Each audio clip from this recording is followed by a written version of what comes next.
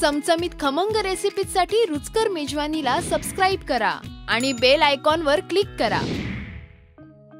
बिर्याणी म्हटलं की आपण नेहमी मटण किंवा चिकनचाच विचार करतो, पण जे मटण आणि चिकन खात नाहीत त्यांच्यासाठी तर व्हेजिटेरियन ऑप्शन आहेतच, पण अजून काहीतरी वेगळं बनवायचं असेल तर त्यांच्यासाठी आज मी अंड्याची बिर्याणी दाखवणार आहे। त्याच्यासाठी इथे मी 4 टेबलस्पून तेल गरम करून त्याच्यात कांदे परतून घेणार आहे। इथे मी 6 कांदे लांबट चिरलेले आहेत, त्यातले फक्त 3 मी कुरकुरीत ब्राउन करून घेणार आहे। हा कांदा ब्राउन होईपर्यंत आपण पुढची जरा तयारी करून घेऊया। इथे मी 6 अंडी घेतलेली आहेत, त्याला हलकं टोचून घेणार आहे मी। अंड्यात मसाला जाण्यासाठी आपण हे अंड्याला आपण टोचतोय। इथे 2 बटाटेही घेतलेले आहेत, त्याला पण टोचून आपण अर्धा करून घेऊया।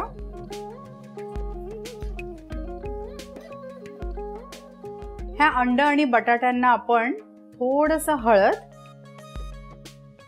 थोडंसं तिखट म्हणजे समजा 1 टीस्पून तिखट लावून मिक्स करून त्याला आपण ठेवून देऊया। थोडंसं मीठ पण घालूया ह्याच्यात।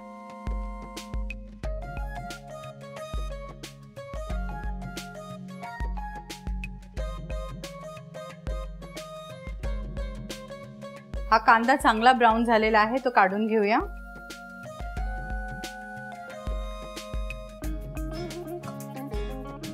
आता ह्याच उरलेल्या तेलात आपण अंड आणि बटाटे जरा परतून कुरकुरीत करून घेऊया।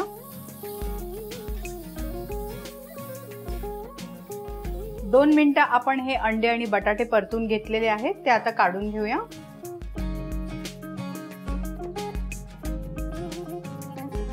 इथे मी 2 चमचे तेल आणि 2 चमचे तूप गरम करून घेणार आहे।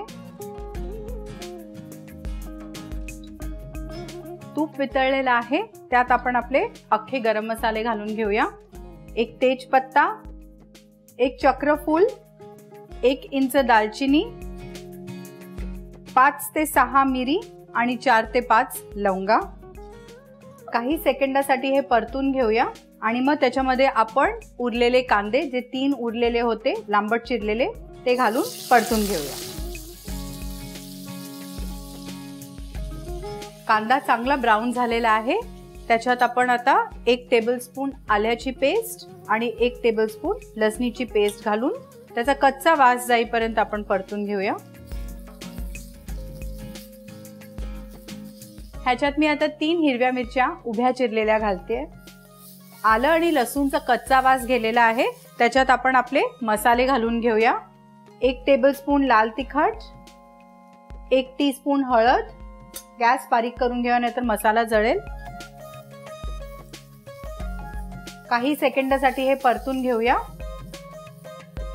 आणि मग ह्याच्यात 1 चमचा 1 टीस्पून ते 1.25 टीस्पून गरम मसाला घालून घेऊया।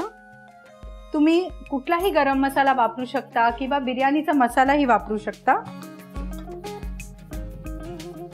आता ह्या कांद्यात मी 2 मोठे टोमॅटो चिरलेले घालून ते सॉफ्ट होईपर्यंत परतून घेते। टोमॅटो छान सॉफ्ट झालेला आहे, आता त्याच्यात पाऊण वाटी दही फेटून मी घालणार आहे। गॅस बारीकवर ठेवलेला आहे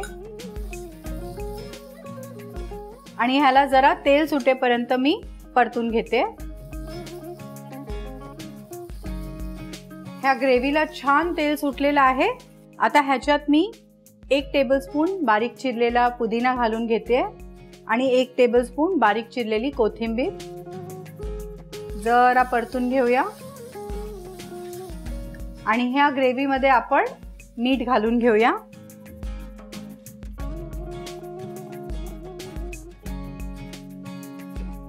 ह्या ग्रेव्हीमध्ये आपण परतलेले अंडी आणि बटाटे घालून घेऊया।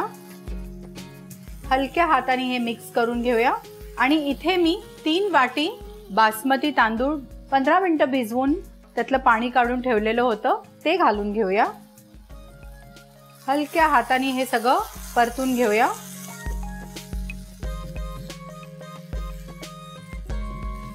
थोडंसं मीठ घालून घेऊया, कारण भाताला शिजायला थोडंसं मीठ लागेल, साधारण 1 चमचा.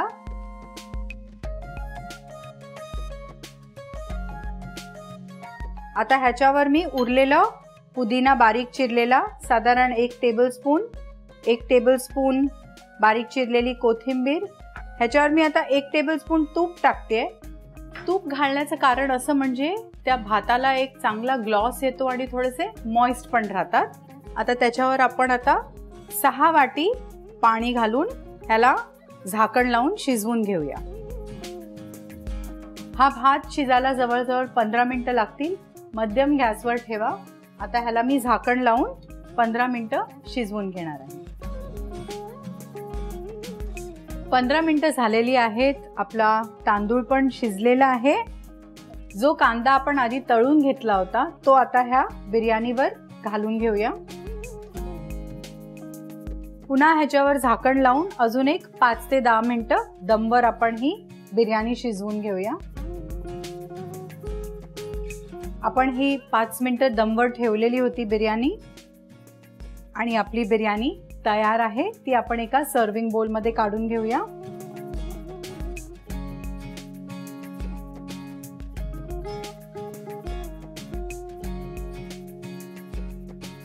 थोड्याशा बारीक चिरलेल्या कोथिंबिरीने आपण ही सजवून घेऊया आणि आपली बिर्याणी तयार आहे.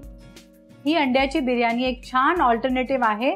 जे लोक चिकन आणि मटण खात नाहीत तर ही डिश तुम्ही नक्की करा आणि मला कळवा. अशाच रुचकर रेसिपीसाठी रुचकर मेजवानीला सबस्क्राइब करा.